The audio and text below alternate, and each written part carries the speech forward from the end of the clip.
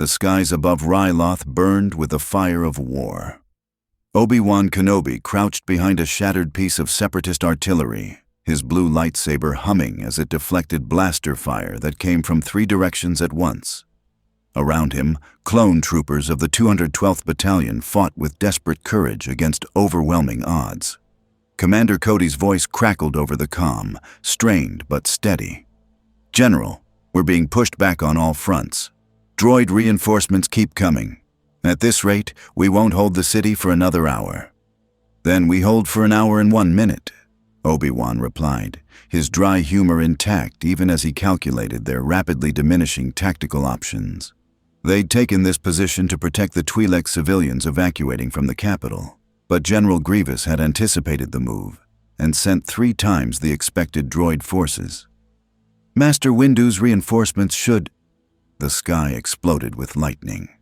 Not the energy weapons of the Separatists, but actual lightning. Blue-white electrical fury that tore through the clouds like the anger of gods made manifest. Thunder followed, so loud it shook the ground and made even battle-hardened clone troopers stumble. Then something fell from the storm. A figure plummeted through the atmosphere, trailing lightning like a comet's tail, slamming into the center of the droid army with the force of an orbital strike. The impact created a crater 30 meters wide and sent battle droids flying like toys scattered by an angry child. "What in the force was that?" Cody demanded, his voice a mix of awe and alarm. From the crater rose a man. No, something more than a man. He stood nearly 2 meters tall, clad in silver armor with a red cape that somehow remained pristine despite his explosive entrance. Golden hair fell to his shoulders, and in his right hand he gripped a hammer that crackled with residual lightning. His face wore an expression of pure, joyful anticipation. "Ah!" the figure bellowed, his voice carrying across the battlefield with supernatural clarity. "A grand battle! Excellent! I was beginning to grow bored tracking reality-bending anomalies." He spun his hammer experimentally, and lightning danced between the crater walls. "Now then, which of you are the villains?" A squad of B-1 battle droids, recovering from the shock, raised their weapons toward him. Roger, Roger," one of them said uncertainly. The man grinned. "Good enough for me." What followed was the most one-sided battle Obi-Wan Kenobi had ever witnessed, and he'd seen Yoda fight. The stranger swung his hammer, and lightning erupted in a wave that vaporized 50 droids in an instant. He threw the hammer, and it carved through droid ranks like a scythe through wheat, before returning to his hand as if pulled by an invisible tether. When super battle droids opened fire with wrist rockets, he simply stood there and laughed as the explosions washed over him harmlessly, his armor not even scratched. "Is that the best your metal warriors can do?" the stranger shouted, genuine disappointment in his voice. "Come now! Where I come from, even the training dummies hit harder!" A droid tank rumbled toward him, its main cannon charging. The stranger didn't move. He raised his hammer skyward, and a lightning bolt, this one looking like it had been pulled directly from a natural storm, thick as a tree trunk, crashed down with apocalyptic force. The tank exploded. Then the 3 tanks behind it exploded. Then every droid within 50 meters of the impact point simply ceased to exist, vaporized by the sheer electrical discharge. "Commander Cody," Obi-Wan said carefully, watching this display of raw power with a mixture of gratitude and concern. "I believe we should attempt to communicate with our enthusiastic ally before he accidentally destroys the entire city." "Agreed, sir," Cody replied, sounding slightly dazed. "Though I'm not sure how you politely ask someone who's literally throwing lightning to calm down." Obi-Wan deactivated his lightsaber and stepped out of cover, raising his hands in a peaceful gesture. "Excuse me, friend, ally, incredibly powerful being who's currently saving our lives. Might we have a word?" The stranger turned, and Obi-Wan got his first clear look at the man's face. Despite the godlike power on display, there was something disarmingly open about his expression. No malice, no darkness, just the earnest enthusiasm of a warrior who genuinely loved a good fight. "Ah, finally, someone with manners," the stranger said, walking toward Obi-Wan while absently swatting aside battle droids with his free hand as if they were annoying insects. "I am Thor, son of Odin, Prince of Asgard, God of Thunder." He said this with such casual confidence that it was clearly just a simple introduction, not a boast. "And you are?" Thor looked around, seeming to notice the larger battle for the first time. Clone troopers, separatist forces, the Twi'lek city in the background. The Force? Is that what you call the mystical energy in this realm? Interesting. No, I was pursuing a dimensional anomaly. Something was tearing holes between realities. I followed it through the Bifrost, but the path was disrupted by your local space-folding technology. Hyperspace, I believe my friends on Midgard called it. The interaction pulled me through to here. He grinned, though I must say, I couldn't have asked for a better entrance. Nothing like a good battle to clear the head after dimensional travel. "Dimensional travel," Obi-Wan repeated, his diplomatic training preventing his face from showing how utterly insane that sounded. "Of course. And you're a god? An actual deity?" "Well, some mortals call us that," Thor said with a shrug. "Asgardians are sufficiently advanced and long-lived that to shorter-lived species, we might as well be. I'm 1,500 years old, give or take a century. And where I come from, this," he gestured to his hammer, which, sparked obligingly, is considered a fairly standard weapon for a warrior of my station. Before Obi-Wan could respond, the ground shook. From the Separatist command ship hovering above the battlefield, a transmission boomed across all frequencies, a voice that every clone trooper and Jedi had learned to recognize with dread. "Jedi scum," General Grievous's mechanical rasp echoed. "I care not what manner of warrior you've brought to this battle. I am the supreme commander of the Separatist droid army. I have killed countless Jedi and collected their lightsabers as trophies. One more oddity will make no difference." Thor's expression shifted, the playful enthusiasm fading, replaced by something harder. "Did that metal creature just threaten you, Obi-Wan Kenobi?" "General Grievous does tend toward the theatrical," Obi-Wan admitted. "He's a cyborg, more machine than organic now, and he's killed many Jedi through overwhelming tactical aggression and his four-armed lightsaber technique." "4 arms?" Thor's grin returned, sharp and eager. "Now that's more like it, a proper challenge." He raised his hammer toward the sky, and storm clouds began to gather with impossible speed. "Where I come from, threatening friends is considered exceptionally rude, and rudeness—" Lightning began to dance between the clouds and his hammer. "Must be answered." "Wait," Obi-Wan said urgently.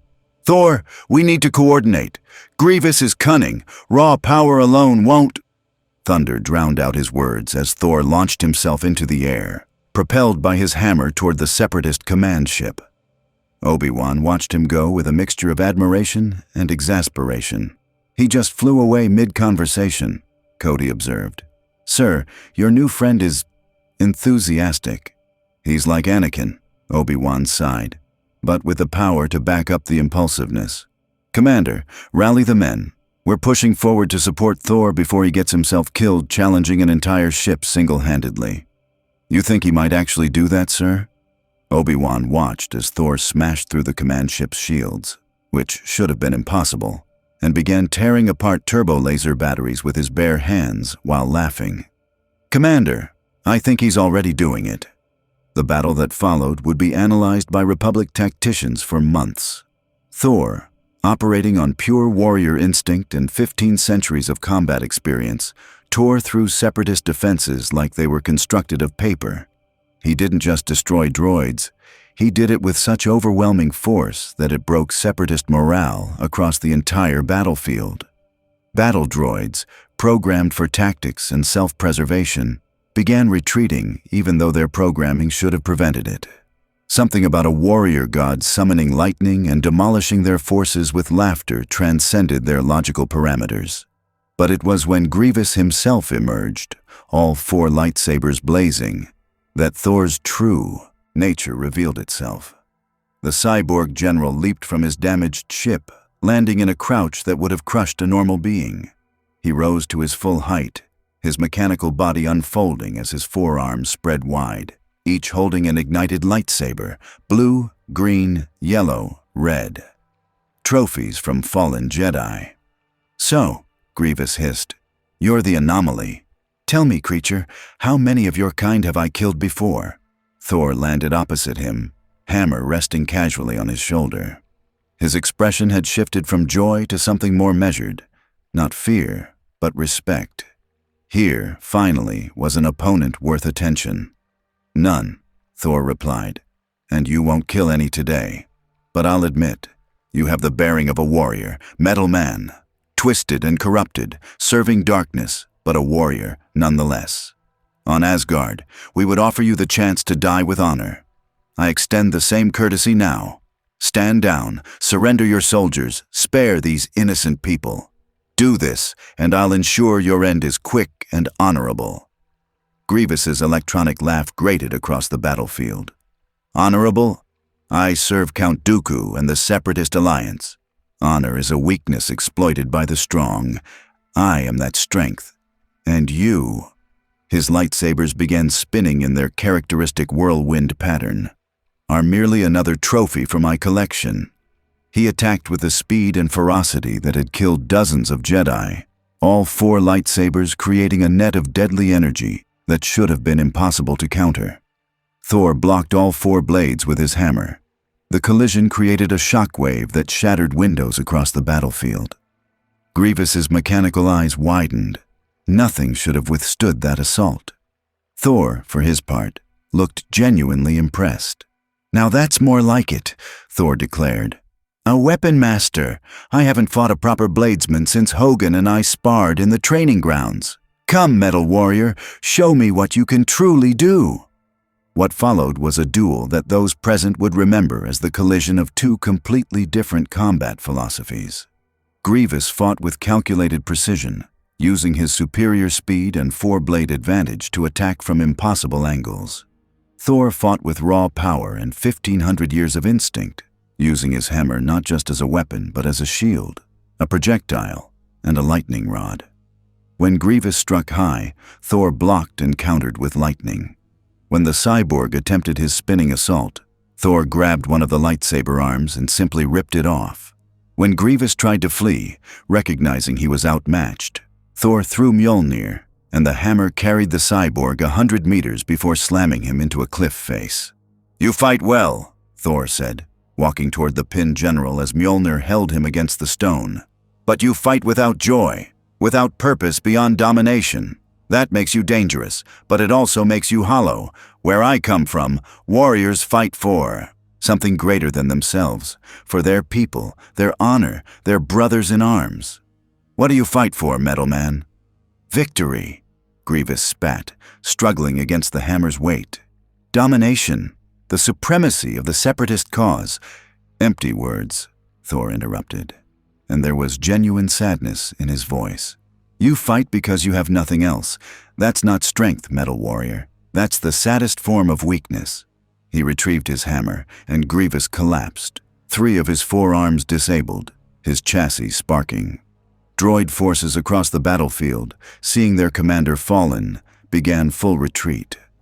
Obi-Wan arrived with clone troopers just as Thor bound Grievous with electromagnetic restraints that shouldn't have existed in the Star Wars universe, but seemed to materialize from the Asgardians' armor. The Jedi Master surveyed the scene, a defeated Separatist general, a shattered droid army, and a god casually catching his hammer as it returned to his hand. "That," Obi-Wan said carefully, "was the most unorthodox victory I've ever witnessed." "Was it unorthodox?" Thor looked genuinely puzzled. "I engaged the enemy commander in single combat, defeated him honorably, and secured victory for our forces. On Asgard, this would be considered textbook strategy." "On Asgard," Obi-Wan replied with a slight smile, "things must be very different. Come, Thor, son of Odin. We need to get you to our headquarters, contact the Jedi Council, and figure out what to do with a dimensional traveler who just single-handedly turned the tide of a battle we were losing." "Do with me?" Thor laughed. slinging an arm around Obi-Wan's shoulders in a gesture of sudden camaraderie that made the Jedi stiffen in surprise. "Friend Obi-Wan, I am Thor of Asgard. I don't need to be dealt with. I'm here to help. You have a war against oppression and tyranny, yes? Good. I love fighting tyranny. It's one of my favorite activities, right after drinking and feasting and telling grand stories." Obi-Wan glanced at Commander Cody, who was trying very hard not to smile at seeing his usually composed general being casually manhandled by an enthusiastic god. "This," Obi-Wan muttered to himself, "is going to be interesting." "What was that, friend?" "Nothing, Thor. Just contemplating how to explain you to the Jedi Council." "Ah, your warrior priest elders. Excellent. I'm quite good with elder councils. My father Odin sits in one. Just be confident, speak clearly, and if they doubt you—" Thor raised his hammer, and lightning crackled. "Demonstrate power. That always impresses elders."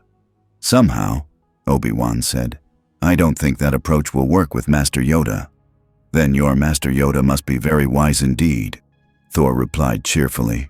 "I look forward to meeting him."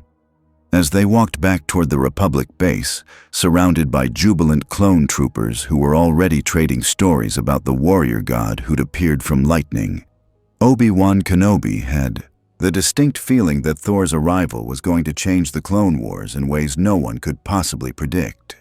He was more right than he knew. If you want to see more characters enter the Star Wars galaxy, hit that subscribe button and drop the name of a character you'd want to see in the comments below. May the Force be with you.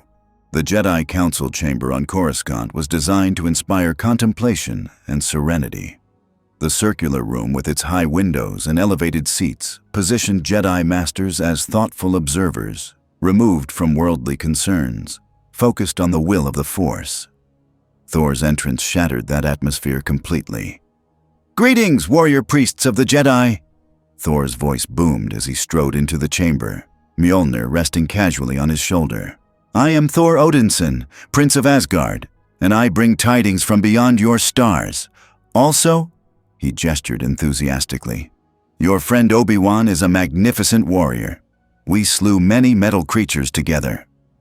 Obi-Wan followed behind, looking considerably less enthusiastic. "Masters, I apologize for the informal introduction. Thor comes from unique circumstances." Master Yoda's ears twitched as he studied the Asgardian with ancient eyes. "Feel him in the Force. I cannot. Yet powerful, he clearly is. Peculiar, this situation is." Mace Windu leaned forward, his expression skeptical. "You claim to be a prince? From where? We have records of every known civilization in the galaxy, and there is no planet called Asgard."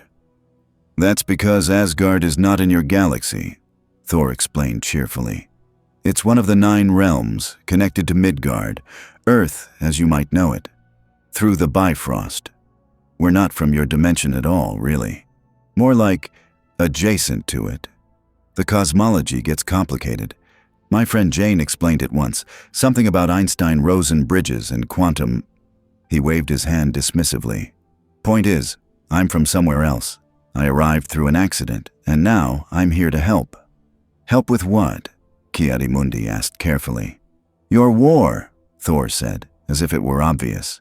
"You're fighting against oppression, tyranny, armies of soulless machines threatening innocent people. Where I come from, that's exactly the sort of thing we fight against. My father sent me to Midgard once to learn humility and protect the helpless. I'd say this qualifies." "The Clone Wars are more complex than simple good versus evil," Obi-Wan interjected, though his tone suggested he wasn't entirely convinced of that himself anymore. "The Separatists claim they're fighting against Republic corruption and overreach, led by a metal warrior who collects the weapons of those he's killed as trophies," Thor interrupted. "I've faced enough tyrants to recognize one, Obi-Wan. This General Grievous serves darkness, whether he admits it or not. And the armies of emotionless droids slaughtering civilians, that's evil. You don't need complicated philosophy to see it." "Interesting perspective this is," Yoda said, his tone thoughtful rather than dismissive. "Perhaps too long. Have we debated nuance?" Sometimes clear the path is, when see it simply, you do. Master Yoda, Mace Windu said, concern evident in his voice. We can't simply accept. I'm not asking you to accept anything based on words, Thor said, setting Mjolnir on the floor with a heavy thunk that cracked the ancient stone slightly. Test me, challenge me. In Asgard, when strangers arrive claiming to be allies, we test their worth. I assume you have similar customs. We sense intentions through the Force, Obi-Wan explained. But as Master Yoda noted, you seem to exist outside the Force somehow. We can't read you the way we would others. Then test me another way. Thor gestured to his hammer. This is Mjolnir, forged in the heart of a dying star, enchanted by my father Odin. Only those who are worthy may lift it. Not strong, worthy. It judges the heart, the soul, the choices one makes. If you doubt my intentions, try to lift it. If you're worthy, if your cause is just, the hammer will respond. The council members exchanged glances. It was an unusual offer, but there was something disarmingly honest about Thor's challenge. I'll try, Mace Windu said, standing. The Jedi Master approached the hammer, studying it with Force-enhanced perception. Then he gripped the handle and pulled. Nothing happened. Windu's expression shifted from confidence to surprise to strain as he applied more force. The hammer didn't budge a millimeter. He released it, looking at his hands as if they'd betrayed him. Fascinating, Obi-Wan murmured. It's not weight. It's something else entirely. It's worthiness, Thor explained. No mockery in his tone. Master Windu, you're a great warrior, a powerful Force user, a protector of peace. But you carry doubts, conflicts, certainties that you're right in ways that close you to other truths. The hammer senses that. It doesn't make you unworthy as a person, just unworthy of its particular power in this moment. And what makes you worthy? Windu asked, his tone sharp. Honestly? Thor picked up Mjolnir with one hand as if it weighed nothing. I'm not always sure. I've lost the right to wield it before, when I was arrogant and valued glory over responsibility. But I learned. I grew. And now, he spun the hammer easily. It judges me worthy. Not because I'm perfect, but because I try to protect those who can't protect themselves. Because I value my companions, and because I'm willing to sacrifice myself for others. Yoda's ears perked up. The qualities of a Jedi those are. Yet a Jedi you are not. Curious. I'm a warrior of Asgard, Thor said simply.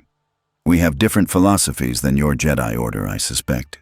But we share the same core, protecting the innocent, fighting tyranny, serving something greater than ourselves. Tell me, Thor, Obi-Wan said carefully. What do Asgardian philosophies say about attachment? About emotions in combat? That they're natural and necessary, Thor replied without hesitation. I fight alongside my friends, the Warriors 3, Lady Sif, the Avengers on Midgard. I love them, and that love makes me fight harder, not weaker. I feel anger when innocents are harmed, and that anger gives me strength to protect them. Emotions aren't the enemy. Losing control to emotions is the enemy. There's a difference. The council chamber fell silent. Several Jedi Masters shifted uncomfortably. Thor had just articulated something that many of them had felt but never voiced, a doubt about the Order's strict emotional detachment. Dangerous philosophy, that is, Yoda said finally. To darkness, strong emotions can lead. They can, Thor agreed. I've seen it happen. My brother Loki fell to ambition and rage. But Master Yoda, suppressing emotions doesn't eliminate them. It just drives them into shadows where they fester. Better, I think, to acknowledge emotions, experience them fully, and then choose how to act despite them. That's what separates a warrior from a berserker. Before anyone could respond, the chamber doors opened and Anakin Skywalker burst in, slightly out of breath. Masters, I heard there was... He stopped, seeing Thor. Whoa, you're the guy from the reports. The one who fought Grievous with lightning. I am, Thor said, immediately warming to the young Jedi. He could sense something familiar in this one. Power barely restrained, passion barely controlled. And you must be another of Obi-Wan's students? Excellent. Do you also perform impossibly dangerous maneuvers that give your master stress-induced headaches? Anakin grinned. All the time. Then we'll get along splendidly. Thor clapped him on the shoulder with enough force that Anakin actually staggered. Tell me, young warrior, what's your name? Anakin Skywalker, Jedi Knight. Anakin. Thor seemed to roll the name around in his mouth, testing it. Good warrior's name. Strong. Tell me, Anakin, do you enjoy battle? The question created immediate tension. Several council masters stiffened, and Obi-Wan closed his eyes as if anticipating disaster. Anakin, for his part, looked conflicted. The Jedi Code teaches us not to take pleasure in violence, Anakin said carefully, the words clearly rehearsed. We fight only when necessary, without emotion. That's not what I asked, Thor interrupted gently. I asked if you enjoy it. When you're in combat, when your lightsaber is flashing and you're protecting your friends and defeating enemies, do you feel alive? Do you feel joy? Anakin's inner conflict played across his face. Finally, quietly. Yes. Good, Thor said, to the shock of everyone present. That's healthy, that's human. Warriors who claim to feel nothing in battle are either lying or broken. The trick is channeling that joy, that passion, into purpose. You're not fighting for the thrill, you're fighting to protect. The joy comes from succeeding at that purpose, from keeping your companions alive, from defeating threats to the innocent. There's no shame in that. Master Skywalker, Mace Windu said sharply, you would do well to remember your Jedi training. With respect, Master Windu, Obi-Wan interjected, surprising everyone. Perhaps Thor has a point. We ask our Jedi to fight in a terrible war, to lead soldiers into battle, to make life and death decisions daily, and then we tell them to feel nothing about it. Is it any wonder that some struggle with that dichotomy? Are you questioning the Jedi Code? Ki-Adi-Mundi asked, shocked. I'm questioning whether we've interpreted it too rigidly, Obi-Wan replied. The Force is about balance, yet we emphasize suppression of emotion rather than harmony with it. Thor's people seem to have found a different balance, one that works for them. Debate philosophy later we can, Yoda interjected. More immediate concern we have. Thor, help us with this war, you wish to. But bound by Jedi Code, you are not. Rules of warfare, will you follow? I follow the warrior's code of Asgard, Thor said. Protect the innocent. Honor your companions. Face enemies with courage. Fight fairly when possible. Fight to win when necessary. Offer mercy to those who yield. Show no mercy to those who prey upon the helpless. He looked at Yoda directly. If those principles align with your needs, I'll fight alongside you. If not, I'll fight alone. But either way, I'll fight against the darkness I've seen in this war. Yoda studied him for a long moment, then nodded slowly. Align with our needs, they do. Work with Obi-Wan, you will. But Commander Cody and the 212th Battalion, respect you must. Soldiers, not disposable weapons they are. Of course they're not disposable, Thor said, looking genuinely confused. They're warriors. Every warrior deserves respect, regardless of how they came to the battlefield. He paused. Wait, do you not treat them with respect? The uncomfortable silence answered his question. The clones are bred for war, Mace Windu said defensively. They're trained from birth. That makes it worse. Thor's voice carried genuine anger for the first time. You're telling me these are living beings, created without choice, trained from childhood to fight and die, and you question whether they deserve respect? What kind of warrior culture is this? Thor, Obi-Wan said carefully. The clones' situation is complicated. We didn't create them. We inherited an army that was commissioned in secret. Then make it right, Thor said firmly. Where I come from, every warrior from the lowest soldier to the highest general is valued. When Asgardian warriors fall, we honor them. We know their names, we tell their stories. Do you even know your soldiers' names? Anakin and Obi-Wan exchanged glances. We do, Obi-Wan said. Commander Cody, Captain Rex, Waxer, Boyle, we know them. And the others? The thousands fighting and dying across the galaxy? The silence returned, heavier this time. I see, Thor said quietly. Then that is where we begin. If I'm to fight alongside these clone troopers, I'll treat them as I treat all warriors, with honor and respect. Perhaps you'll learn something from watching. The barracks of the 212th Battalion were utilitarian at best, rows of bunks, equipment lockers, and little else. Clone troopers weren't expected to need much. They weren't expected to be individuals. Thor changed that within a day. A feast, the Asgardian declared, somehow having procured enough food and drink to feed the entire battalion. Where I come from, warriors celebrate victories together. We share stories, songs, and bonds of brotherhood. You fought well, now feast well. The clones, uncertain how to respond to this enthusiasm from someone who outranked most officers present, looked to Commander Cody for guidance. Is this allowed, sir? One trooper asked. I have no idea, Cody admitted, watching Thor pour drinks with abandon. General Kenobi? Obi-Wan, observing from the doorway with his arms crossed, sighed. I suppose there's no regulation specifically against impromptu Asgardian feasts. Just try to keep everyone combat ready for tomorrow. Excellent. Thor raised a mug.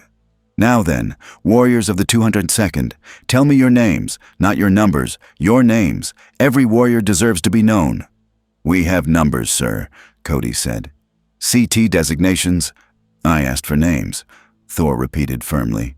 The names you choose for yourselves, the names that make you individuals. Slowly, hesitantly, clones began to speak. Waxer, Boyle, Wooly, Longshot. Each name was met with Thor's enthusiastic approval, as if he were memorizing each one. And you? Thor pointed to a younger clone who'd been silent. What do they call you? Just Shiny, sir. I'm new. Haven't earned a name yet. Nonsense. You're here, you're fighting, you're breathing. That's enough. What do you want to be called? The young clone looked overwhelmed. I don't know, sir. Then we'll find out together. In battle, your true self emerges. When it does, you'll know your name. Thor clapped him on the shoulder. Until then, you're Finn. That was the name of a young warrior I knew on Midgard who showed great courage despite having no powers. Sound good? Finn, the clone repeated, testing it. Then, stronger. Yes, sir. Thank you, sir. What followed was unlike anything the Clone Wars had seen.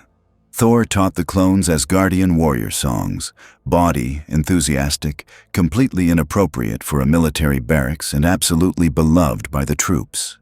He listened to their stories, treated their concerns as legitimate, and most importantly, he laughed with them. You know, Waxer said, emboldened by drink and camaraderie, we've served with many Jedi. They're good commanders, brave leaders, but they keep a distance, you know? Like they're not supposed to get too close. That's the Jedi way, Boyle added. No attachments. That's stupid, Thor said bluntly, drawing shocked laughs from the assembled clones. You're warriors fighting and dying together. Brotherhood isn't a weakness, it's your greatest strength.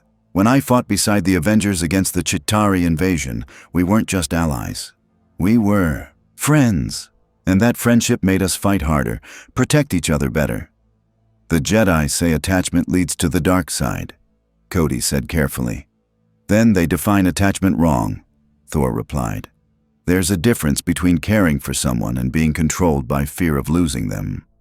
I love my brother Loki, despite everything he's done. But I don't let that love stop me from opposing him when he's wrong. I love my friends, but I don't try to control them or stop them from taking necessary risks. That's healthy attachment, caring without possessing. From the doorway, Obi-Wan listened to this conversation with growing fascination. Thor was articulating something the Jedi Order had struggled with for generations, the line between healthy connection and dangerous attachment. Anakin appeared beside him, also listening. He makes it sound so simple, the young Jedi said quietly. Perhaps it is, and we've overcomplicated it, Obi-Wan replied.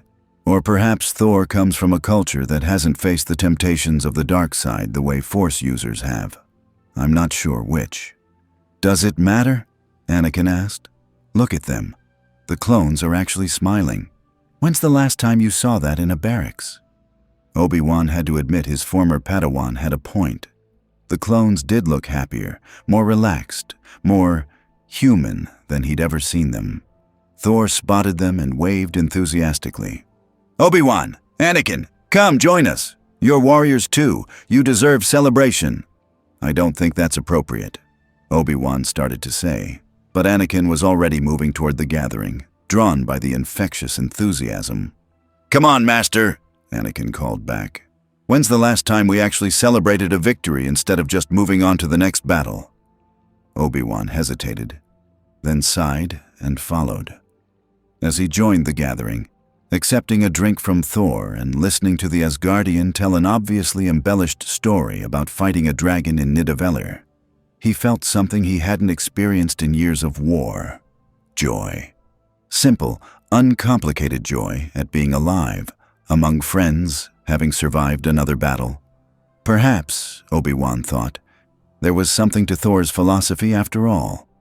The good mood lasted until the next mission briefing, when they learned that Count Dooku himself had been spotted on Eriadu, coordinating a major Separatist offensive. Dooku is Darth Tyrannus, Obi-Wan explained to Thor as they studied the holographic display, a former Jedi master who fell to the dark side and became apprenticed to the Sith Lord. He's extremely powerful, skilled with a lightsaber, and commands the dark side of the Force. Dark side? Thor looked intrigued. Your Force has sides. The light side and the dark side, Anakin explained. The light side comes from peace, harmony, selflessness. The dark side comes from anger, fear, hatred.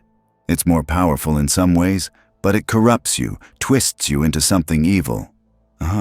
Like the dark magic of Svartalfheim, Thor said, understanding. Or the madness that took my Uncle Cool. Power that seems tempting but ultimately destroys the wielder. Exactly, Obi-Wan confirmed. Count Dooku has embraced that corruption. He's one of the most dangerous enemies the Republic faces. Thor studied the holographic image of Dooku, an elderly man with aristocratic bearing, curved lightsaber, and cold eyes. He looks like my father's age. Surely we can reason with him, appeal to his former nature. We've tried, Obi-Wan said wearily. He's committed to his path. The Sith have clouded his judgment, or perhaps his judgment was always clouded, and the Sith simply revealed it. Then we confront him in battle, Thor said, his tone shifting to something more serious. But Obi-Wan, let me face him first. I'm not connected to your Force, which means his dark magic may not work on me the same way. I can test him, probe his defenses, while you and Anakin plan your approach. Anakin started to protest, then stopped. Actually not a bad strategy. Dooku expects to fight Jedi. He won't know how to handle an Asgardian god. It's dangerous, Obi-Wan said. If Dooku uses the Force to collapse a building on you or throw you into space, then I'll deal with it, Thor said confidently. I've faced frost giants, dark elves, and Chitauri warlords. One corrupted old man, no matter how powerful, doesn't frighten me. His expression grew more serious. But I'll be careful. I've learned the cost of arrogance. Obi-Wan studied the Asgardian, seeing genuine wisdom beneath the bluster. Very well. We'll coordinate our assault. But Thor, if things go badly, retreat. We need you alive more than we need Dooku captured. I appreciate the concern, friend, Thor said, gripping Obi-Wan's shoulder. But I've been fighting wars for 1,500 years. Trust me to know when I'm outmatched. As they finalized plans for the Eriadu operation, Obi-Wan found himself hoping that Thor's confidence was justified, because they were about to face one of the galaxy's most dangerous Sith Lords, and the outcome would determine not just this battle, but potentially the entire course of the Clone Wars. The skies above Eriadu were choked with the smoke of industry and war. Count Dooku stood on a balcony overlooking the Separatist manufacturing facilities, his hands clasped behind his back, sensing the approaching Republic forces through the Force. He smiled slightly. Kenobi and Skywalker were predictable. Their tactics, while occasionally creative, followed patterns he'd studied for years. Then he felt something else, something that made his confident smile falter. A presence. No, not a presence in the Force. An absence where something powerful should be. Like a void in the shape of a warrior, approaching with the inevitability of a thunderstorm. Curious, Dooku murmured, turning toward that emptiness. Thunder cracked across the sky, and Thor descended on lightning, landing on the balcony with force that cracked the durasteel. Mjolnir rested on his shoulder, crackling with residual energy, and his expression mixed curiosity with determination. "Count Dooku, I presume," Thor said, studying the Sith Lord with the same intensity he'd once used studying frost giant warlords. "I am Thor, son of Odin. I've heard you were once a Jedi, a guardian of peace, yet now you serve darkness and wage war against innocence. I've come to offer you a choice. Stand down, surrender your forces, and face justice with whatever honor you have left. Or face me in combat and discover what happens when Asgardian lightning meets Sith sorcery." Dooku's expression shifted from surprise to intrigue. "How fascinating. The reports were unclear about your nature. They said a warrior with impossible power appeared from nowhere. But you're not from this galaxy at all, are you?" His curved lightsaber ignited, casting red light across his aristocratic features. "Tell me, Thor of Asgard, do you know what you're defending? This republic is corrupt, bloated, run by politicians who care nothing for the people they claim to serve. I'm trying to free the galaxy from that corruption. By building an army of soulless machines and attacking civilian populations," Thor replied, his tone skeptical. "I've heard that justification before. Loki claimed he wanted to rule Earth to bring order and peace. Malekith claimed he wanted to return the universe to darkness to end suffering. Every tyrant believes their tyranny is justified." "I am no tyrant," Dooku said, his voice hardening. "I am a visionary." "You're a fallen warrior who's convinced himself that serving evil is pragmatic," Thor interrupted. "I can sense it, not through your force, but through experience. You've let anger and disappointment corrupt you. Whatever legitimate grievances you had with the Republic, you've long since abandoned principles for power. And what do you know of power, godling?" Dooku's tone became condescending. "You wield lightning and throw a hammer. Impressive party tricks. But I command the dark side of the Force, the fundamental energy of the universe itself, bent to my will. Then let's see whose power is greater," Thor said, spinning Mjolnir. "One stroke of lightning against another. Fair warning, old man, I've been doing this for 15 centuries. How long have you studied your dark arts? 70 years? 80? Dooku's response was to gesture sharply with his free hand. The Force seized Thor, attempting to lift him and hurl him from the balcony into the foundries below, a technique that had killed lesser opponents countless times. Thor didn't move. The Asgardian stood firm, his enhanced physiology and sheer mass resisting the telekinetic assault. Dooku's eyes widened slightly. His force grip should have worked. It always worked.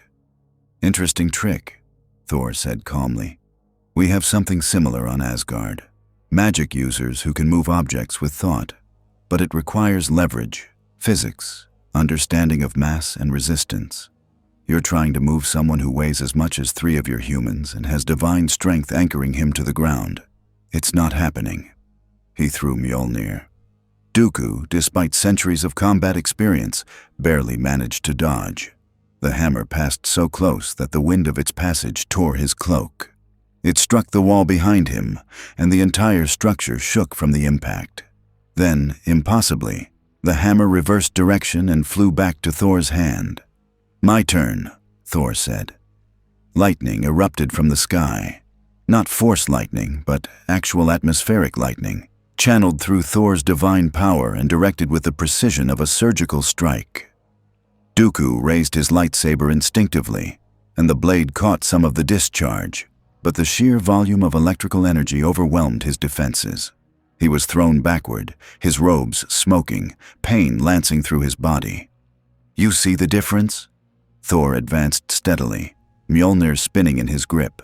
Your Force lightning is personal energy, an expression of your dark emotions channeled through your body. Mine is natural lightning, drawn from storms themselves, focused through a weapon forged in a dying star. Your power has limits. Mine is only limited by the weather. Dooku rose, his aristocratic composure cracked. Perhaps you're more formidable than expected, but raw power without finesse is just barbarism. His lightsaber technique shifted, and suddenly he was no longer fighting defensively, but employing the elegant precision of Makashi form. Cuts and thrusts designed to disarm, disable, and kill with minimal wasted motion. Thor met the assault with his hammer, and the clash of energies created shockwaves that shattered windows across the facility. Despite Dooku's skill, he quickly realized the problem. Thor's combat experience spanned 1,500 years and countless battles across 9 realms. The Asgardian had fought opponents with every conceivable weapon, every fighting style, every tactical approach. And unlike the Jedi Dooku had faced, Thor had no compunctions about fighting to kill. "You're skilled," Thor acknowledged, blocking a particularly clever thrust that should have pierced his armor. "I'll give you that. Better technique than mine in pure swordplay. But there's something you're missing, fallen warrior." "And what's that?" Dooku snarled, unleashing Force lightning directly at Thor's face. The lightning washed over Thor harmlessly, the Asgardian's divine nature and Mjolnir's protection making him essentially immune to electrical attacks. Thor caught Dooku's wrist mid-strike, his grip like iron. "I'm not fighting you alone," Thor said. Blue and green lightsabers ignited as Obi-Wan and Anakin appeared on the balcony, having used Thor's distraction to approach unnoticed. "Count Dooku," Obi-Wan said, his tone formal despite the combat situation. "You're surrounded. The factory is being secured by our clone troopers. Surrender!" Dooku wrenched his arm free from Thor's grip, a feat that cost him considerable Force energy, and reassessed the situation. 3 opponents, one of whom was completely immune to his Force abilities. The probability of victory had shifted dramatically against him. "This isn't over," Dooku said, backing toward the balcony's edge. "You may have found an unlikely ally, Kenobi, but the war is larger than one battle. The Separatists will..." "Will what?" Anakin interrupted, his blue blade ready. "Keep fighting a war you started based on lies? We know about the manipulation, Dooku. We know the Sith are pulling strings on both sides." Dooku's expression flickered, genuine surprise quickly masked. "You know about Sidious? Impossible. The Council would have..." "The Council knows many things," Obi-Wan said, a calculated bluff that Thor recognized and supported with his own confident stance. "Your master's plans are unraveling, Count. You can continue serving a losing cause, or you can provide information and face justice with whatever dignity remains to you." For a moment, Dooku seemed to actually consider it. Then his comlink chimed, and a holographic figure appeared. Shadowy, distorted, but radiating malevolence even through the projection. "Lord Tyrannus," the voice was silk and poison, "you will withdraw immediately. This battle is lost, but the war continues. Leave them to their small victory." "Yes, Master," Dooku said, his moment of hesitation crushed by his Sith Lord's command. He gestured, and the entire balcony exploded outward.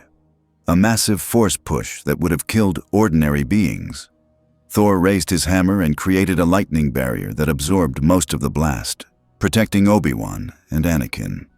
When the debris cleared, Dooku was gone, having used the chaos to escape to a waiting ship. "Should we pursue?" Anakin asked, already moving toward the edge. "No," Obi-Wan said, stopping him. "We've achieved the objective, secured the facility, disrupted their operations, and proven that Dooku isn't invincible. That's enough for today." Thor watched the fleeing ship disappear into the clouded sky, his expression thoughtful. That voice, the one who commanded him to retreat. That was his master, yes? This Darth Sidious? "Most likely," Obi-Wan confirmed. "We've never heard his voice clearly before, but the power in it, that was Sith." "I've felt darkness like that before," Thor said quietly.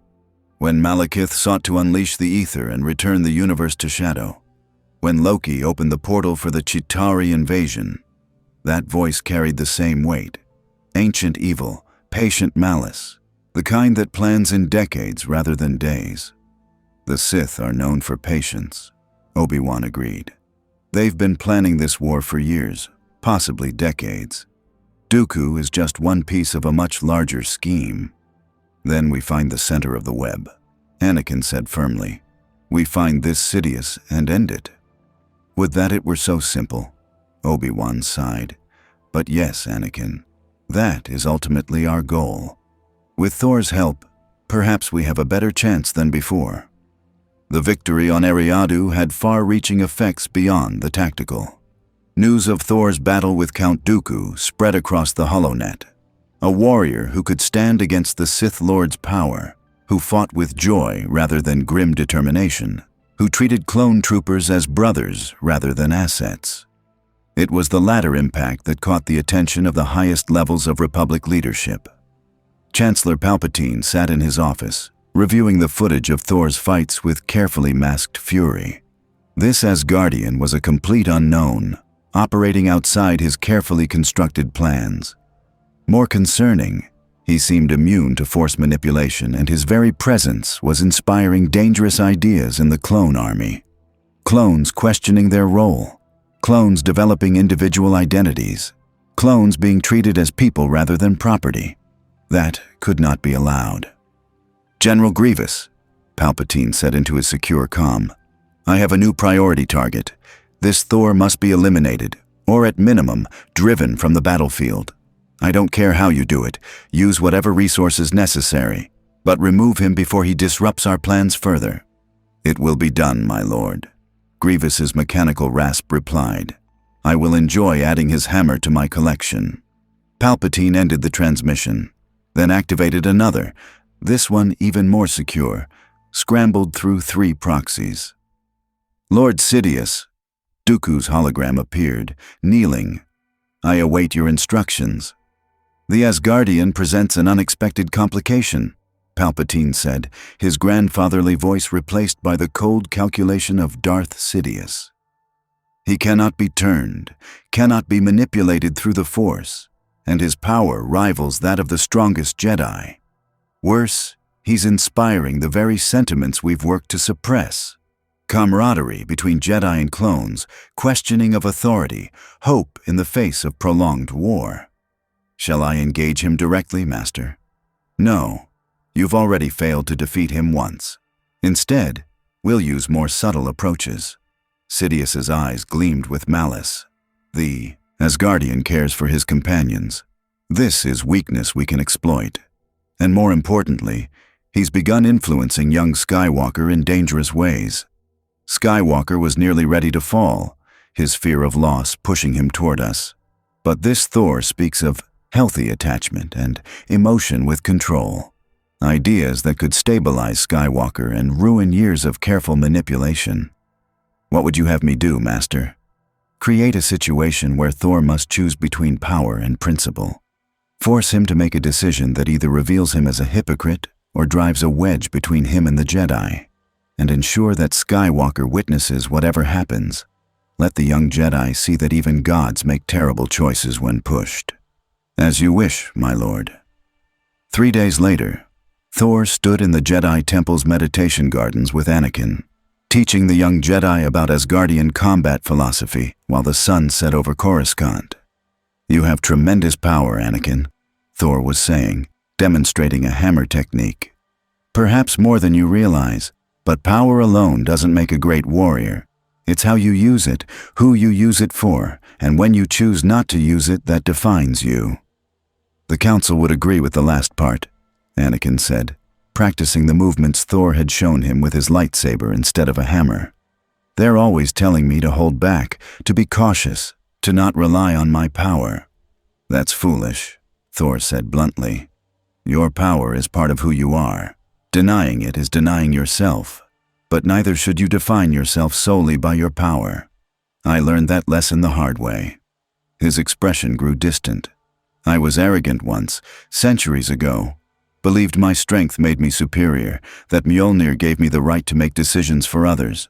My father stripped me of my power and sent me to Midgard as punishment. He took away your hammer. Anakin looked shocked. More than that, he took away my divine strength, my invulnerability, everything that made me Thor of Asgard. I became mortal, weak, powerless. Thor smiled slightly. It was the best thing he ever did for me. Because in my weakness I learned what true strength was. Not the ability to destroy, but the will to protect. Not power over others, but responsibility for others. How did you get it back? Anakin asked, genuinely curious. I proved myself worthy, Thor said simply. I was willing to sacrifice myself to save innocent mortals from a threat I couldn't possibly defeat. In that moment, Mjolnir returned to me. Not because I was strong, but because I was willing to die protecting those weaker than myself. Anakin absorbed this, seeing uncomfortable parallels to his own situation. The Council thinks I'm too attached. To Obi-Wan, to Ahsoka, to... He stopped, not mentioning Padme. To people I care about. They say attachment leads to the dark side. Attachment can lead to darkness, Thor agreed. If you care for someone so much that you'd do evil to protect them, if you'd sacrifice innocence to save one person you love, if you'd let fear of loss control your actions, that's the dark path. But caring for others, being willing to sacrifice yourself for them, drawing strength from your bonds, that's light. That's what heroes do. It's a fine line, Anakin said quietly. All important lines are fine, Thor replied. The line between courage and recklessness, between confidence and arrogance, between justice and vengeance. They're all razor thin. Walking them requires constant vigilance and honest self-assessment. But Anakin, he gripped the young Jedi's shoulder. I can see your heart. You have darkness in you, yes. Everyone does. But you also have tremendous light, compassion, loyalty, the willingness to protect those who can't protect themselves. That light is stronger than your darkness, if you choose to let it shine. You sound like Obi-Wan, Anakin said with a slight smile. Your master is a wise man, Thor said. Rigid in some ways, perhaps, but wise. He cares for you deeply, even if he struggles to express it in ways you understand. I know, Anakin said. I just wish. An explosion rocked the temple. Both warriors were moving instantly, Thor taking to the air on Mjolnir while Anakin sprinted toward the source of the blast. They arrived at the temple's clone barracks simultaneously, finding the building partially collapsed, smoke and fire everywhere, and clone troopers trapped in the rubble. How many inside? Thor demanded of a trooper stumbling out of the wreckage. 50, maybe 60, the clone coughed. Thermal detonators. Someone planted them throughout the structure. Sir, the support columns are failing. The whole building's going to collapse. Thor didn't hesitate. He flew directly into the inferno, Mjolnir blazing with lightning that illuminated the smoke-choked interior. Anakin followed on foot, using the force to hold up a collapsing beam while troopers evacuated beneath it.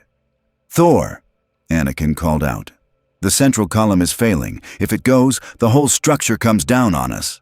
Then I'll hold it, Thor replied, positioning himself beneath the main support.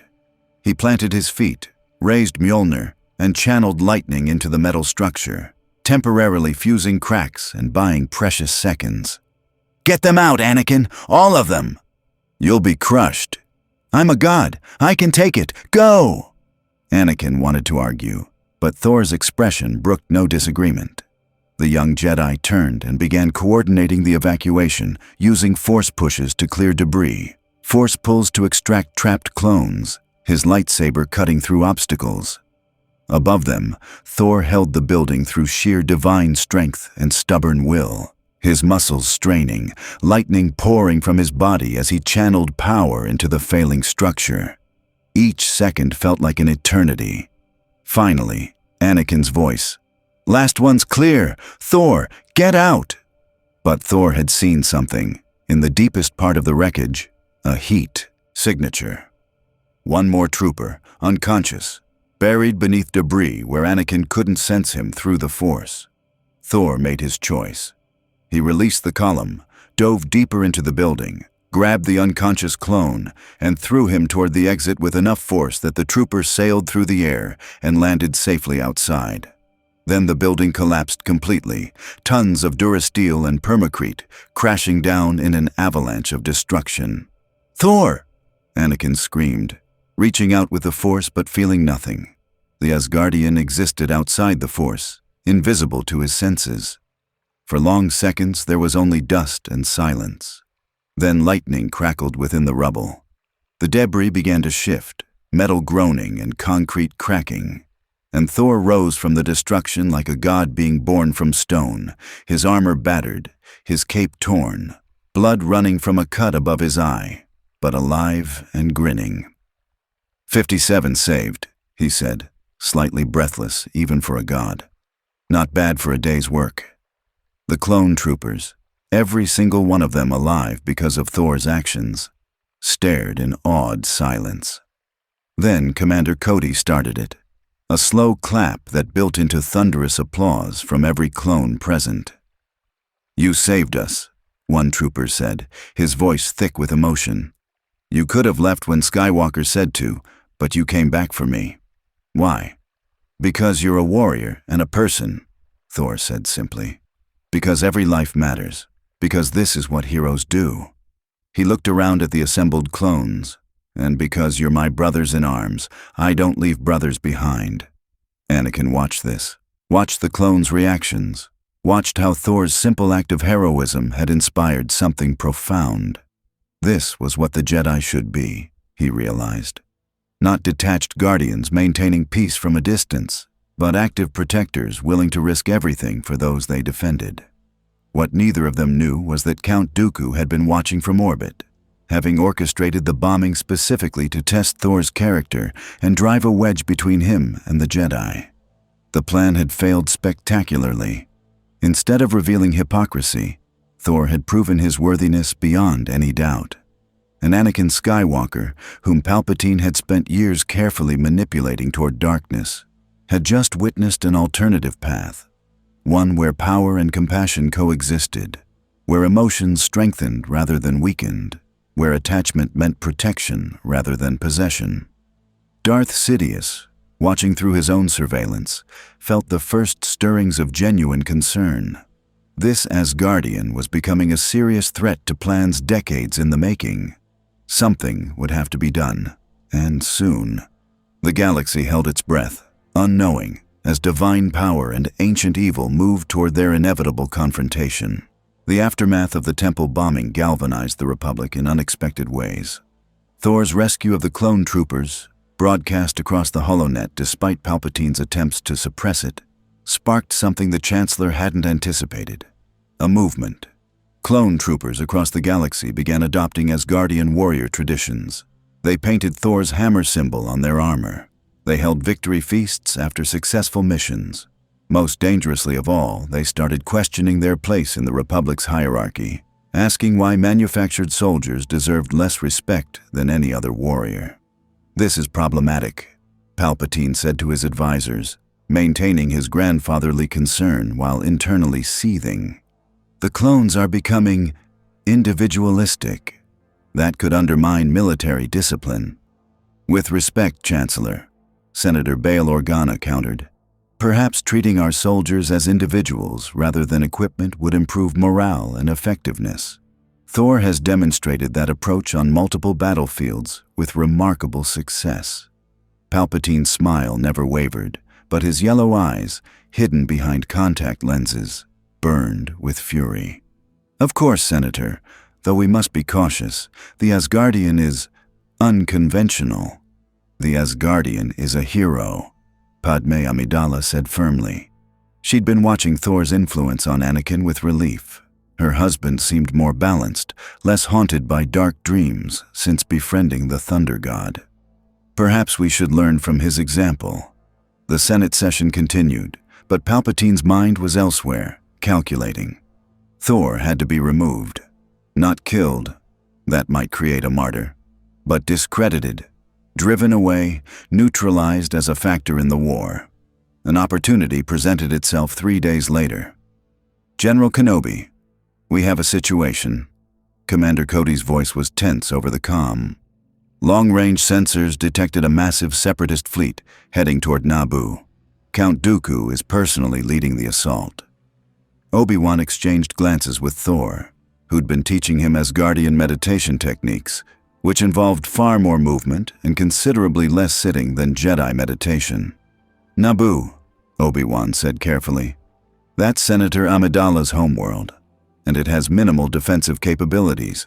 Most of their forces are committed to other fronts. Then we go, Thor said immediately, standing and summoning Mjolnir from where it had been resting against the wall. How fast can we get there? Several hours through hyperspace, even at maximum speed, Obi-Wan replied. But Thor, this might be a trap. Dooku knows you're with us now. He might be trying to lure us into an ambush. Probably, Thor agreed. But if it's a trap baited with innocent lives, we still have to spring it. That's what heroes do. He looked at Obi-Wan seriously. In my experience, villains count on good people hesitating when lives are at stake. They think compassion is weakness. We prove them wrong by being strong enough to care and skilled enough to win anyway. Obi-Wan found himself smiling despite the dire situation. You know, you're remarkably similar to Qui-Gon Jinn, my own master. He used to say very similar things about living in the moment and trusting instinct over planning. He sounds like a warrior I would have liked, Thor said. You would have, Obi-Wan agreed quietly. Then, more firmly, Cody, prepare the fleet. We're going to Naboo. And someone contact Anakin. He'll want to be part of this mission. Padme is from Naboo. He'll insist on protecting it. The journey to Naboo was tense. Intelligence reports grew increasingly dire. Dooku had brought a massive fleet, far larger than needed to conquer an essentially undefended world. It was clearly a show of force, a statement, or, as Thor suspected, a stage for something larger. Anakin was indeed insistent on joining the mission, and his anxiety was palpable. Padme's family is on Naboo, he said to Thor as they reviewed tactical displays. Her parents, her sister's children. If anything happens to them, it won't, Thor said firmly. We'll protect them. That's a promise. You can't promise that, Anakin said, his fear making him sharp. You can't control everything. People die in war. Good people. People we care about. Thor gripped Anakin's shoulder, forcing the young Jedi to meet his eyes. You're right. I can't promise they'll be perfectly safe forever. No one can. But I can promise that we'll fight with everything we have, that we'll be smart and brave, and we won't give up until every innocent person is protected or we're dead trying. That's the only promise warriors can make, Anakin. But it's enough. It has to be enough. Anakin's breathing steadied slightly. What if it's not? What if we fail? Then we fail, Thor said simply. And we live with that failure, learn from it, and fight harder next time. But Anakin, we don't fail by trying our best and losing. We only fail by not trying at all because we're too afraid of the outcome. Before Anakin could respond, alarms blared. They'd arrived at Naboo, and the battle was already underway. The sight that greeted them was apocalyptic. Separatist capital ships hung in orbit like metal moons, pouring droid forces down to the surface in endless streams. Naboo's meager defense fleet was being systematically destroyed, and on the surface, the beautiful capital city of Theed was under siege. Cody, coordinate with whatever planetary defense forces remain, Obi-Wan ordered. Anakin, lead fighter squadrons to disrupt their landing craft. Thor, I'm going directly to the surface, Thor said, already moving toward the hangar. Those cities need immediate help. I'll hold the line until you can bring reinforcements. That's suicide, Anakin protested. You'll be facing thousands of droids alone. Thor grinned, Mjolnir sparking with anticipation. Hardly alone. I'll have lightning, thunder, and righteous fury. Plus, he gestured to the clone troopers, assembling for deployment. Your brothers will be right behind me. I just need to soften things up first. Before anyone could argue further, Thor launched himself out of the hangar. No ship, no protective gear, just a god flying through the vacuum of space on his hammer, wreathed in lightning, crashing toward the planet below like a meteor. "He's insane," one clone trooper said with undisguised admiration. "He's magnificent," Cody corrected. "Now let's make sure we don't waste the opening he's about to create. Move out!" Thor hit the atmosphere at terminal velocity, friction heating his armor to temperatures that would have vaporized any mortal being. He didn't slow down. Instead, he angled toward the largest concentration of droid forces, the main assault on Theed's gates, and channeled every bit of power he could muster into Mjolnir. The storm responded. Clouds churned and darkened, day turning to twilight as Thor's divine power called forth a tempest that covered half the continent. Lightning didn't just strike. It cascaded, bolt after bolt, hammering the droid army with the fury of nature itself. Thunder shook the ground, shattering droid audio sensors and throwing their formations into chaos. And then Thor landed. The impact created a crater in the middle of the droid assault force, scattering hundreds of battle droids like bowling pins. Thor rose from the crater, lightning dancing across his body, Mjolnir blazing with power, and his voice carried across the battlefield with divine authority. "I am Thor, son of Odin, prince of Asgard, god of thunder." His declaration wasn't arrogance. It was a battle cry, a promise, a beacon of hope for the Naboo defenders watching in awe from the city walls. "You metal mockeries threaten innocence, destroy beauty, serve darkness without question or conscience. Today, you learn why mortals across 9 realms have called upon thunder in their darkest hours." He swung Mjolnir, and a shock wave of pure kinetic force rippled outward, demolishing everything within 50 meters. He channeled lightning through the ground, and electrical energy arced between droids, frying their circuits. He threw his hammer, and it carved through droid ranks like a scythe through wheat before returning to his hand. But there were thousands of droids. Tens of thousands. Even a god could be overwhelmed by sufficient numbers. Thor knew this. He wasn't trying to win alone. He was buying time. Behind the droid lines, Republic dropships began landing, deploying clone troopers and Jedi. Obi-Wan, Anakin, and other Jedi Knights joined the battle, their lightsabers flashing as they cut through droid formations. The 212th and 501st Battalions, inspired by Thor's example and fighting with unprecedented coordination, pushed forward with battle cries that mixed clone designations with Asgardian war songs. "For the Republic! For our brothers! For Thor!" The tide began to turn. Then Count Dooku arrived. The Sith Lord descended in a personal transport, flanked by elite droid guards and radiating dark side energy like a poison cloud. But he wasn't alone. Beside him stood a figure wrapped in dark robes, face hidden in shadow, a presence so malevolent that even non-Force sensitives felt it like ice in their bones. "Master," Dooku said, surprised, "you said you would observe from orbit." "Plans change, Lord Tyrannus," the figure said, and Palpatine's voice, not his public chancellor voice, but his true Darth Sidious voice, emerged from beneath the hood. "The Asgardian has become too great a threat to ignore. I will deal with him personally." Obi-Wan, coordinating the battle from a command post, felt the dark presence arrive, and his blood ran cold. That energy, that Sith, powerful Sith, more powerful than Dooku. "Darth Sidious," Anakin breathed, recognizing the same presence from his darkest nightmares. "The Sith Master." "We have to warn Thor," Obi-Wan said urgently. "He's facing the most dangerous Sith Lord in 1,000 years and he doesn't even know it." But Thor had already seen them. The Thunder God stood in the center of the battlefield, surrounded by destroyed droids, his armor scorched and dented, but his spirit unbroken. He watched the 2 Sith approach, and his divine senses, honed over 15 centuries, recognized the newcomer's nature immediately. This was the spider at the center of the web, the source of the corruption he'd sensed since arriving in this galaxy, the darkness wearing a familiar face.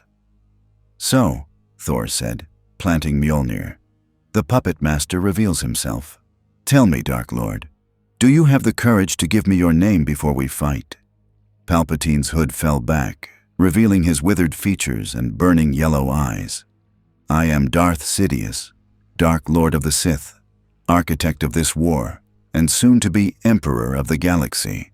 And you, Asgardian, are an irritating anomaly that must be eliminated." "I've been called worse," Thor replied, "usually right before I won." Palpatine smiled, and it was the expression of a predator finally facing prey worthy of its attention.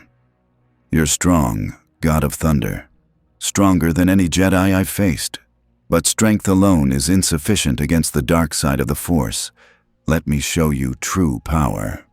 He raised his hands, and Sith lightning erupted. Not the standard Force lightning Dooku used, but something far more terrible. This was power accumulated over decades of dark study, refined by ancient Sith techniques, channeled through a being who'd mastered corruption itself. The lightning hit Thor with the force of an orbital bombardment. For the first time since arriving in the Star Wars galaxy, Thor felt pain. Real, searing pain as the dark side energy invaded his body, seeking to corrupt his very essence. This wasn't just electricity.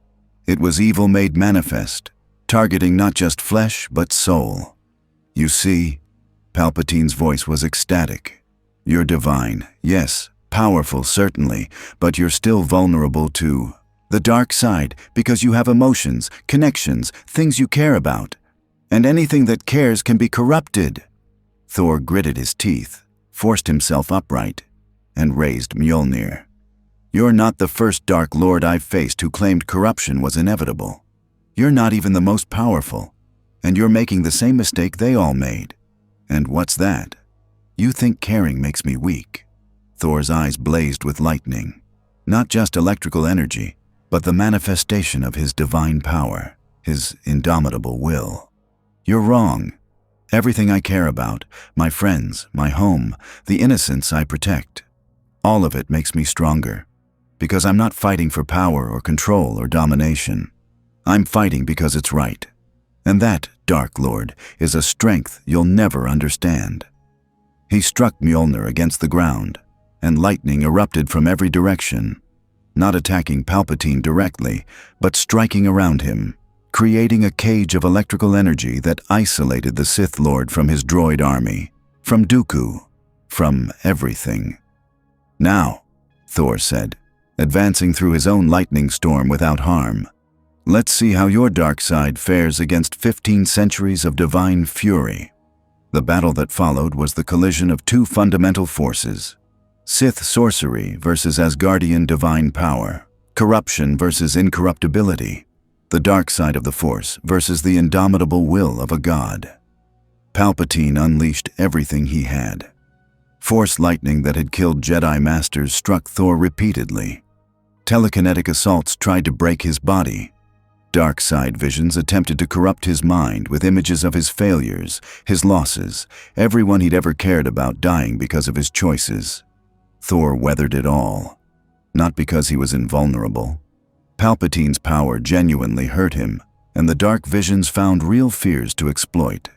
But because Thor had spent 1,500 years learning to face his failures, to accept his losses, to carry guilt without being crushed by it. He'd been powerless and learned humility. He'd been arrogant and learned wisdom. He'd lost friends and learned that love was worth the pain of loss. Every attack Palpatine made found purchase but no foothold.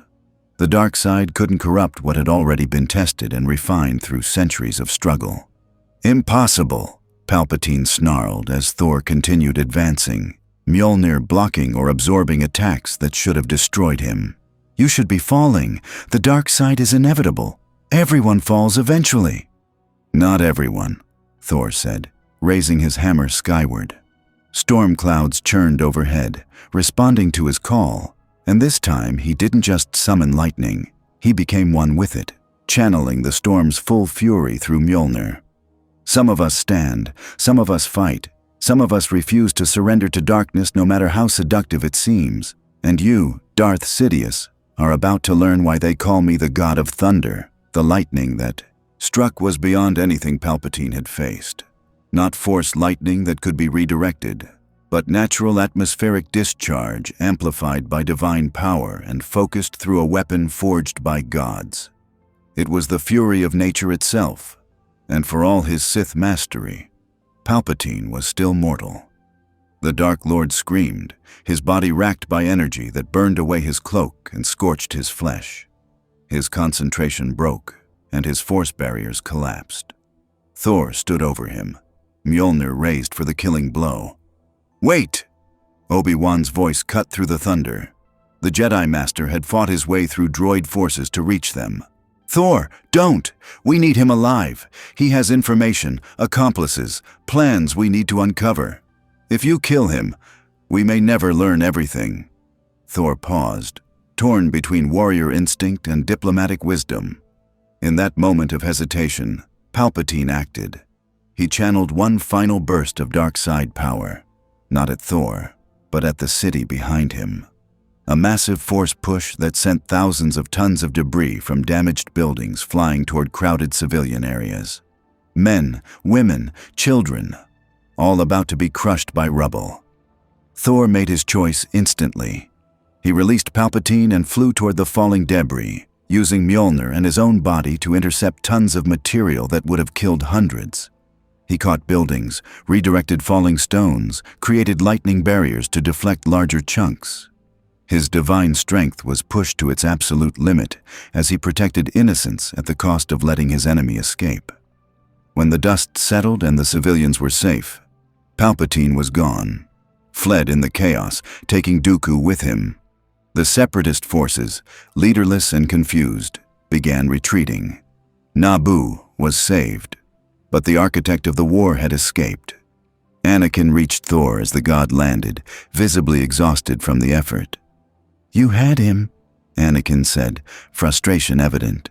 "You could have ended the war right there. Why did you—" "Because those were innocent people," Thor said simply, pointing to the crowds of Naboo's citizens emerging from shelters, alive because he'd chosen them over vengeance. And no victory is worth sacrificing innocents to achieve it. That's the line, Anakin. That's the difference between heroes and tyrants. Tyrants sacrifice others for their goals. Heroes sacrifice themselves. Obi-Wan approached, his expression conflicted. "Thor, I'm the one who asked you to spare him. If you'd killed Sidious when you had the chance, the war might be over. This is my fault." "No," Thor said firmly. "It's not. You asked me to show mercy, to value justice over vengeance. Those are noble instincts, Obi-Wan, and I chose to protect innocence over pursuing my enemy. That was the right choice, even if it means the fight continues." He looked at both Jedi seriously. "Never regret choosing mercy and protection. The moment you do, you become what you're fighting against." "But Palpatine is still out there," Anakin protested. "Still plotting, still dangerous." "Then we'll stop him next time," Thor said. "But we'll do it the right way. Protecting innocence, staying true to our principles, refusing to become monsters in pursuit of monsters." He smiled slightly. "Besides, we achieved something important today. We exposed him. The galaxy now knows that Chancellor Palpatine was secretly Darth Sidious. His political power is broken. Whatever he does next, he does as a revealed enemy rather than a hidden manipulator." Indeed, the footage of the battle, Palpatine revealed as a Sith Lord, his attack on civilians, his cowardice in using innocents as shields, was spreading across the HoloNet faster than any attempt to suppress it could manage. The galaxy was awakening to the truth. In the days that followed, the Republic transformed. Palpatine's emergency powers were revoked in absentia. The Senate called for his arrest. Systems began withdrawing from the Separatist alliance as they realized they'd been manipulated. The war didn't end immediately, but its nature changed. No longer a conflict orchestrated by both sides, but a genuine push to eliminate the remaining Sith-loyal forces. And throughout it all, Thor continued fighting alongside Obi-Wan, Anakin, and the clone troopers who'd adopted him as their champion. One evening, as twin suns set over a liberated world, Thor sat with Obi-Wan and Anakin, sharing Asgardian ale and discussing the future. "The Bifrost is calling me," Thor said quietly. "I can feel it. The way home is opening again. Soon, I'll have to leave." "We'll miss you," Obi-Wan said sincerely. "You've changed this war, Thor. More importantly, you've changed us. The Jedi Order has begun questioning our rigid adherence to emotional detachment. The clones are being recognized as individuals with rights. You've helped us remember what we're supposed to be." "You would have found your way eventually," Thor said. "I just gave you a push." He turned to Anakin. "And you, young Skywalker, you've grown. The fear that was consuming you, the darkness pulling at you, you're fighting it now, winning." "Because of what you taught me," Anakin said. "About caring without controlling. About being worthy instead of just powerful." He hesitated. "Thor, can I ask you something? Mjolnir, could I ever be worthy of it?" Thor considered this seriously. "Right now? No. You still have darkness in you, Anakin. Fear of loss, anger at injustice, temptation to use power to control outcomes. But the fact that you're aware of these things, fighting against them, choosing light even when it's harder, that's the path to worthiness. Keep walking it, and one day, maybe. The hammer judges hearts, not power. And your heart is good, even if it's conflicted."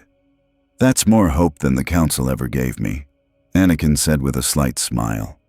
"The Council are wise but rigid," Thor said. "They've forgotten that wisdom includes compassion, and compassion sometimes means acknowledging struggle, rather than demanding perfection." He stood, looking at the stars. "When I return to Asgard, I'll tell them of this galaxy, of Jedi who rediscovered their purpose, of manufactured soldiers who claimed their personhood, of a war that nearly destroyed hope but was turned toward light by people refusing to surrender to darkness." "We couldn't have done it without you," Obi-Wan said. "You would have found another way," Thor replied. "Because that's what heroes do. They find a way, no matter how dark the night. I just happened to arrive at your darkest hour and bring some lightning." He raised Mjolnir toward the sky, and far above, the Bifrost began to open.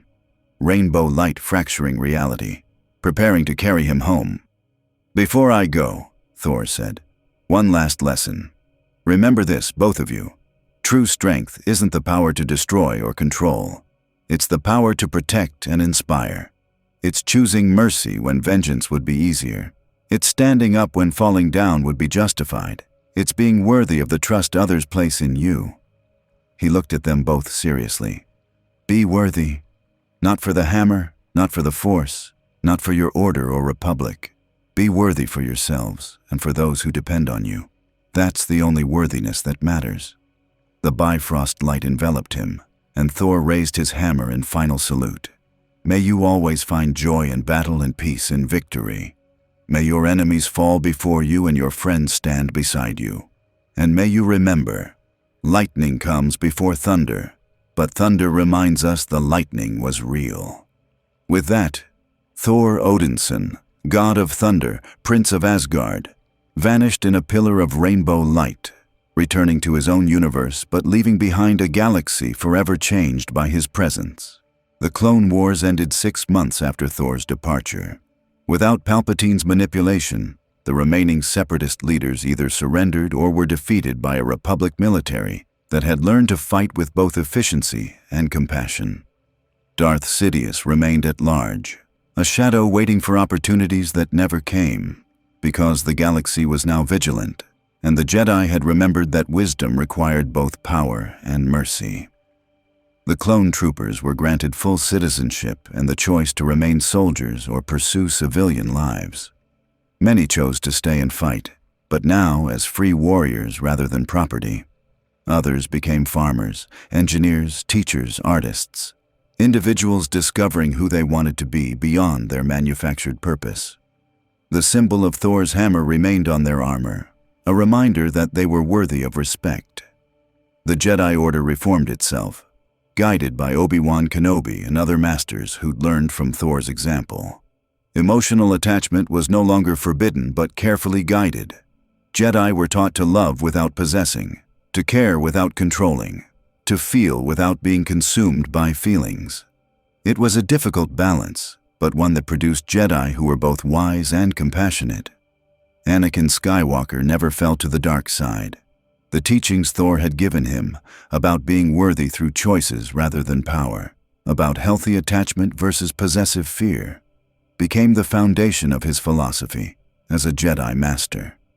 When his children, Luke and Leia, were born, he raised them openly, teaching them that love properly embraced was a Jedi's greatest strength. On Asgard, Thor told stories of his time in that distant galaxy, of a Jedi Master whose dry wit matched Heimdall's, of a young warrior who teetered on the edge of darkness but chose light, of manufactured soldiers who'd claimed their personhood and identity. He spoke of a war that had nearly ended in darkness but had been saved by people choosing to be better than their circumstances demanded. And sometimes, on stormy nights when lightning split the Asgardian sky, Thor would raise Mjolnir and send a bolt of lightning across dimensional barriers, a greeting, a reminder, a promise that though he'd left, he hadn't forgotten. In the Star Wars galaxy, Force-sensitive beings occasionally reported strange phenomena during thunderstorms, visions of a warrior in silver armor, the echo of joyful battle cries, the sense of an impossibly ancient presence that radiated both power and compassion. The Jedi recognized it as Thor's essence, a reminder that heroism transcended universes and that true worthiness was measured not by power but by choices. The Clone Wars had tested the galaxy's spirit and nearly broken it. But in the darkest hour, when hope seemed lost and tyranny inevitable, lightning had struck, thunder had roared, and a God who valued compassion over control, joy over grim duty, and worthiness over power had reminded an entire galaxy what heroes were supposed to be. They'd learned the lesson well, and they never forgot the day Thor of Asgard fought beside them, showing them that even manufactured soldiers could be worthy, even rigid philosophies could evolve, and even the darkest night could be illuminated by those brave enough to call down lightning. May the Force be with you, and may the thunder always remind you that lightning has struck.